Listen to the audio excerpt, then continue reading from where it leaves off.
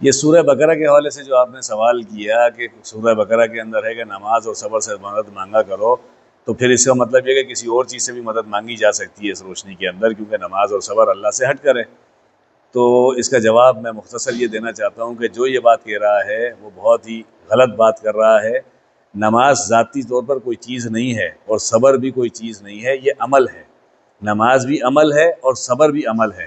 نماز آپ اللہ کے لیے پڑھتے ہیں، صبر اللہ سے مانگتے ہیں، تو دونوں جگہ اللہ ہی ہے، کوئی اور نہیں ہے۔ تو یہ سمجھنا کہ جی نماز سے اور صبر سے مدد مانگنے کا جب اللہ نے کہہ دیا تو اس کا مطلب ہے کسی اور سے بھی مدد مانگی جا سکتی ہے، کسی اور سے مدد مانگنا منع ہے۔ نماز اور صبر سے مدد کا جو کہا گیا ہے تو وہ حقیقت میں پیچھے اس کے اللہ ہی ہے۔ اگر اللہ آپ کو صبر نہیں دے گا تو آپ صبر کیسے کر سکتے ہیں؟ نماز پڑھنے کی اللہ آپ کو توفیق نہیں دے گا تو آپ نماز کیسے پڑھ سکتے ہیں؟ تو اس کا مطلب ہے کہ اس کا تعلق اللہ کی ذات سے ہے، اور جو چیز اللہ کی ذات سے جڑی ہوئی ہو وہ اللہ ہی کے لیے ہوتی ہے، اور جس چیز سے اللہ نے منع کر دیا، یعنی اللہ کے سوا کسی اور سے مانگنا ہے، کسی اور سے مدد مانگنا، اللہ نے بالکل اصول دین قرآن کی روشنی میں منع فرمایا ہوا ہے۔ تو اس کا مطلب ہے کہ اللہ کے سوا کسی اور سے مدد نہیں مانگی جا سکتی، اللہ کے سوا کسی اور کی عبادت نہیں کی جا سکتی۔ لہٰذا جو یہ بات کہہ رہا ہے وہ غلط بات کر رہا ہے اور غلط راہ کے اوپر لے جانے کی کوشش کر رہا ہے۔